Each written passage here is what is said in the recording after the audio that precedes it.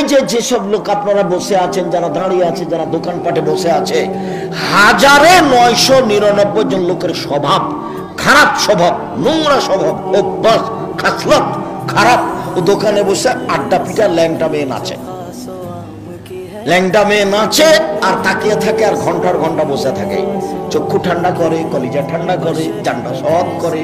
ল্যাংটা মেয়ে নাচে, আসকারা মাস্কারা চোখে লাগিয়ে আছে, পতিতালয়ের মেয়ে নাচে আর এই কলিজা ঠান্ডা করে। আর এই যে সব ছেলেদের হাতে বড় বড় মোবাইল আছে, এরা রাত 2টা 3টায় ঘুমাই, একটাই ঘুমাই, ঘুমাই না, সারা রাত মোবাইলে ল্যাংটা মেয়ে নাচছে, জেনা করছে, মোবাইল রাত কাটাচ্ছে। ইহুদি খ্রিস্টানের কৌশল। আব্দুল্লাহর বক্তব্য শুনেন, ইহুদিরা এগুলো করে না, ওদের ছেলে মেয়ে কম নয়, ওরা এইসব মোবাইলটা, ওরা বলছে যে আমরা মোবাইল বানাই, আমরা ব্যবহার করি। করোনা কিন্তু ওরা করেনি, চীনের ওরা ব্যবহার করেনি, বলছে যে তোরা করার তোরা মর।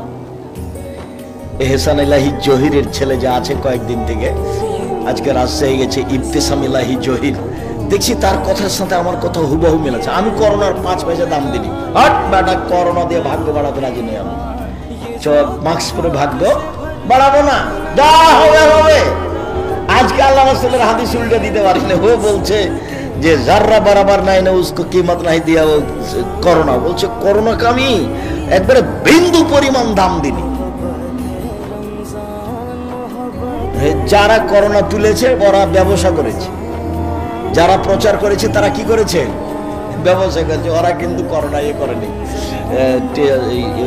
ইঞ্জেকশন টিনজেকশন দেয়নি। দেখা তো দিবেই, ওদের তো লক্ষ্য উদ্দেশ্য খারাপ নয়। তোমার এই মোবাইলে ল্যাংটা মেয়ে নাচাচ্ছে কে?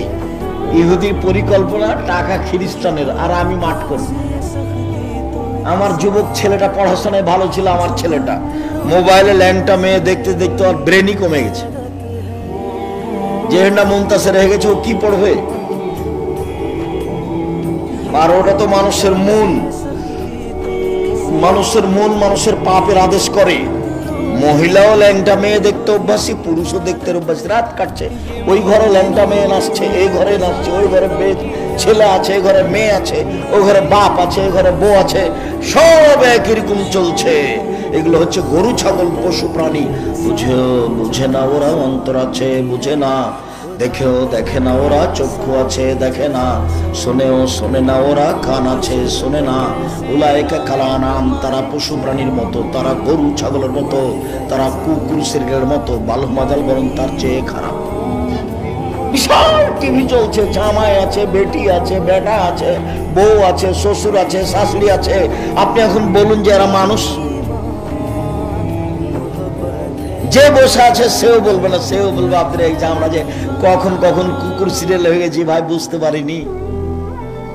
বলছে আল্লাহ বলছেন যে যে লোক বসে আছে ওখানে, যারা ওই যে দোকানে ল্যাংটা মেয়ে আসছে, মাথায় টুপিয়েছে, ওকে গিয়ে বলেন আপনি যে আপনি কি ভালো মানুষ? কি বলবে দেখেন? তখন চুপ থাকবে না, বলে কি যে করি, এরকম করবে।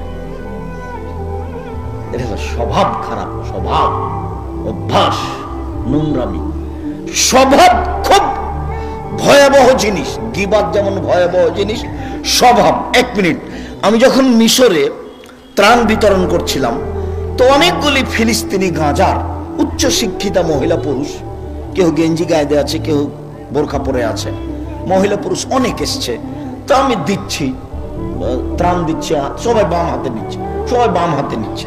তো আমি বন্ধ করলাম, যে রাসূলের হাদিস শোনালাম কয়েক মিনিট, যে ডান হাত এই জন্য, বাম হাত এই জন্য, ডান হাত এই জন্য, বাম হাত এই জন্য।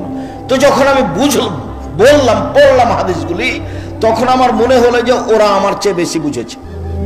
কেন? ওরা হলো আসল আরবি, ওরা হলো আসল আরবি। সৌদি আরবের লোক পরে আরবি। সব নবীর থাকার জায়গা কবর হলো ফিলিস্তিন। আব্দুল্লাহর ইতিহাস পড়ে দেখেন, ফিলিস্তিন বই পড়েন, আজকে আছে কিনা জানেন না, দেখেন আব্দুল্লাহ বই পড়েন, ফিলিস্তিন বই পড়েন, আব্দুল্লাহর বক্তব্য শোনেন। সব নবীর ওটাই জন্ম, ওটাই মরার জায়গা, কবর ওখানে। সব আরবি ভাষার সব নবী, ওরাই আরবি বেশি বুঝে। তা আমার মনে হলো যে আমার হাদিস আমি যা বুঝি বললাম, ও বেশি বুঝেছি। তাই এবার যখন আমি আবার ত্রাণ দিতে গেলাম, তো বাম হাতি নিল, অভ্যাস। নেন এবার অভ্যাস। মানুষ হলো অভ্যাসের দাস। মানুষে কি বলে? মানুষ হলো অভ্যাস।